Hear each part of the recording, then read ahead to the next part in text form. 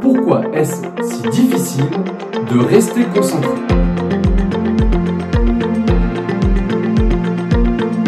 Bonjour et bienvenue dans ma vidéo sur la concentration, explication, études scientifiques et astuces de sportifs professionnels. C'est parti! Combien en moyenne un adulte peut-il rester concentré sur une tâche intellectuelle?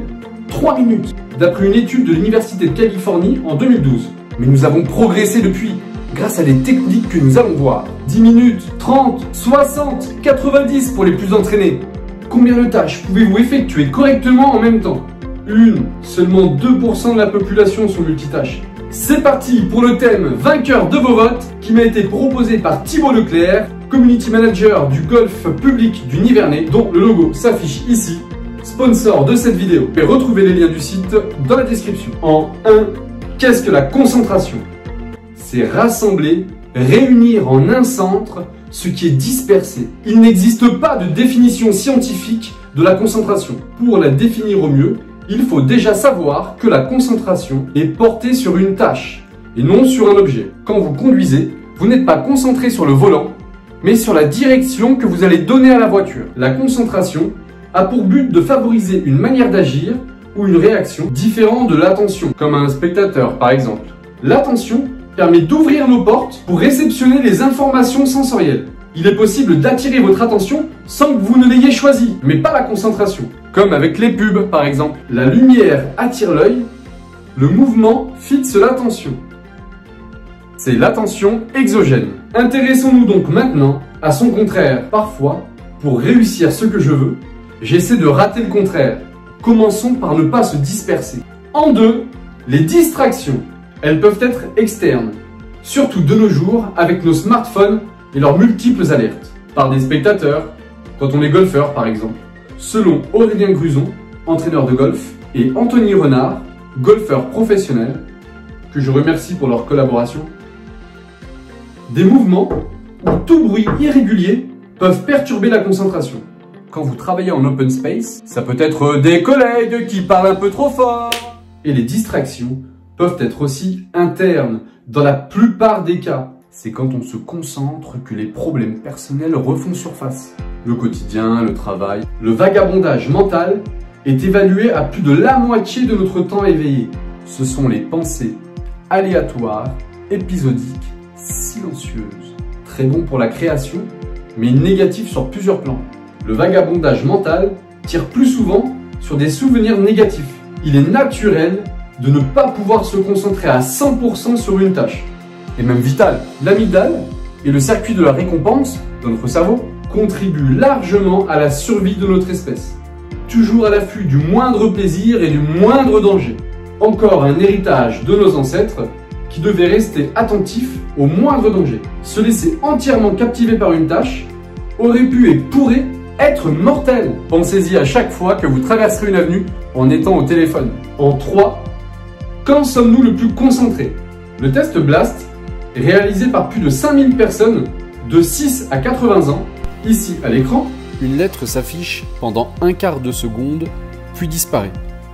Un groupe de lettres lui succède peu après. Si la lettre initiale se trouve parmi celles-ci, le sujet doit appuyer à droite de l'écran. Dans le cas contraire, il appuie à gauche.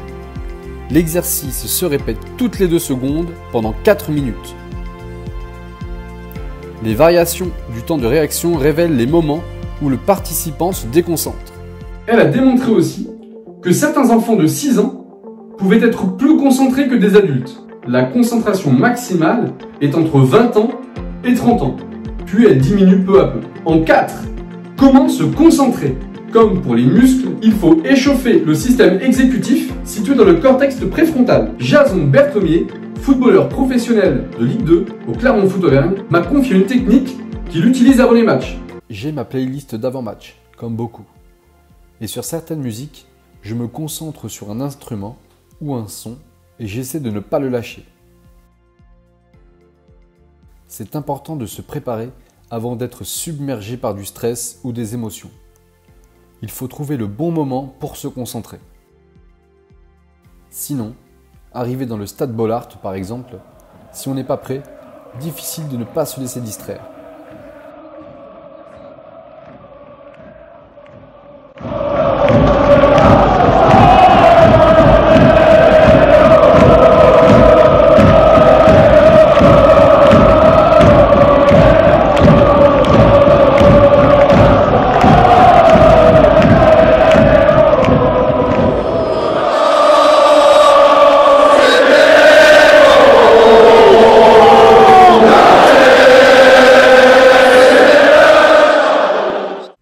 Les amoureux du football comprendront d'autant plus. Merci à Jason pour cette astuce et à nos amis lensois pour ce merveilleux spectacle. Il y a 3 questions auxquelles répondre. 3 éléments à définir et à respecter parfaitement pour gagner en qualité de concentration. Mettons-nous en situation tout de suite grâce à Sarah Chalabi, joueuse de foot professionnelle, qui m'a confié ceci. Question 1. À quoi dois-je faire attention? La gestion de mon stress, mon premier duel et ma première passe. Question 2. Pourquoi faire? Pour bien rentrer dans mon match. Question 3. De quelle manière dois-je agir? Utiliser mon stress pour m'apporter de la force pour gagner mon premier duel. Réussir parfaitement ma première passe. En 5. Garder sa concentration. Avant toute chose, identifier les distractions pour mieux s'en protéger. Mettre son smartphone en mode avion par exemple. Planifier un moment à d'autres tâches susceptibles de vous déconcentrer. Exemple, les mails. Après cette tâche, je me consacre aux mails. Permet de ne pas être tenté, de ne pas avoir de pensée sur des mails urgents, évite une pensée négative interne. Pour garder sa concentration, il faut donc bien se préparer, comme on a pu le voir, s'entraîner à se concentrer. Pour activer la partie du cerveau qui sera sollicitée, il faut déterminer un objectif précis et ne pas sous-estimer la tâche à accomplir. Donner du sens et fragmenter votre objectif en plusieurs petits. Une fois le premier duel gagné, je me concentre sur le prochain. Planifier et habituer le cerveau à des petites victoires pour rester positif et que les tâches soient plus attrayantes pour garder la concentration. Habituez-vous à gagner pour ne plus pouvoir vous en passer. Grâce au grand pilote moto français Jules Cluzel, avec qui j'ai eu la chance de m'entretenir, nous allons pouvoir analyser la préparation et la concentration d'un sportif de sport extrême. Il m'a confié ressentir beaucoup de peur et de stress avant une course, d'accorder beaucoup d'importance aux essais et encore plus avec l'expérience. J'ai beaucoup de stress et de peur. Ces sensations sont désagréables pour moi, mais c'est normal de les ressentir avant une course. Avec l'expérience, j'accorde de plus en plus d'importance aux essais. Avec de bons essais, je gagne en confort pour ma course. Je suis dans ma bulle. Je me focalise sur le travail que j'ai à faire, le chrono, et je suis centré sur moi. Mettons-nous dans le contexte. Qui dit sport et concentration extrême dit préparation optimale. C'est sur plusieurs jours que se joue une course, sans compter les années de pratique et d'entraînement. La préparation débute plusieurs jours avant. Les essais permettent de rentrer crescendo dans la course, de préparer la concentration et de prendre le contrôle de la situation. Ils permettent aussi d'éliminer les distractions internes ou externes, par exemple avec les ajustements mécaniques de la moto. Le rôle de la peur et du stress. La peur lui permet, grâce au système nerveux autonome, de préparer son corps. Les parties non essentielles, l'intestin, la peau, seront oubliées au profit des muscles et des sens aiguisés comme jamais, pour une attention optimale.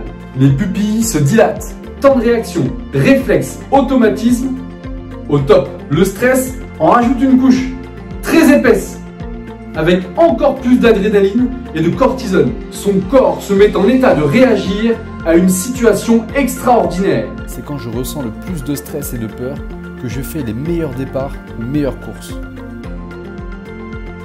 Nous comprenons mieux maintenant.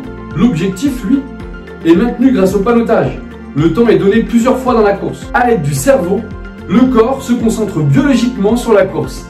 Si en plus le pilote se focalise sur un objectif clairement défini, additionné à des qualités et de l'entraînement, nous avons un grand pilote, nous avons Jules Cluzel. Ceci est évidemment une analyse très simplifiée, qui permet de comprendre mieux comment on fonctionne. Pour finir, la concentration est beaucoup plus constante lors de l'accomplissement d'une tâche que l'on aime. Par déduction, pour la même énergie, vous réussirez mieux les choses qui vous passionnent et que vous aimez. Merci d'avoir regardé cette vidéo. Je tiens à remercier tout de suite les sportifs qui m'ont aidé. Aurélien Gruson, Anthony Renard, Jason Berthomier, Sarah Chalabi, Jules Cluzel. Merci énormément. Pensez à mon polo, n'oubliez pas de vous abonner à ma vidéo. Si vous regardez toutes mes vidéos, vous comprendrez. Comme d'habitude, un exercice gratuit à télécharger dans la description. Merci encore à tous ceux qui m'ont aidé et à la prochaine. Merci beaucoup, au revoir.